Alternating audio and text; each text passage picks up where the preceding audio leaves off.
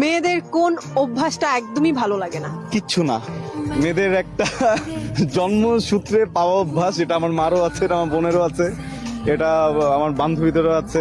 জীবনে প্রেম করেছিলাম, আমার ওই প্রেমিকারও ছিল। যদি জিজ্ঞেস করা হয় হঠাৎ করে চুপ করে থাকে, হ্যাঁ চুপ করে থাকে, কোনো কথা বলে না। তখন গিয়ে যদি জিজ্ঞেস করি কি ব্যাপার, প্রবলেম, কিচ্ছু না। আর এই কিছু না বলার পরে যদি কোনো পুরুষ মেনে নেয় যে আসলেই কিছু হয়নি, আর পুরুষটা যদি চুপ থাকে, ওর জীবন শেষ।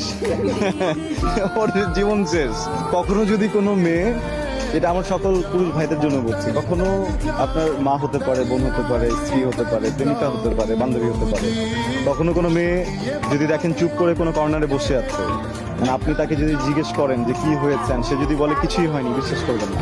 তাকে তারপরে তোয়াবেন, তাকে বলবেন যে সেটা হয়েছে, আমি কিছু করছি, আমি একটু ভুল করছি, আমি সরি। এইভাবে মানে যদি ভুল নাও থাকে, একবার দুইবার সরি বলবেন, দেখবেন ঠিক হয়ে যাবে, একটু প্রশংসা করে দেবেন।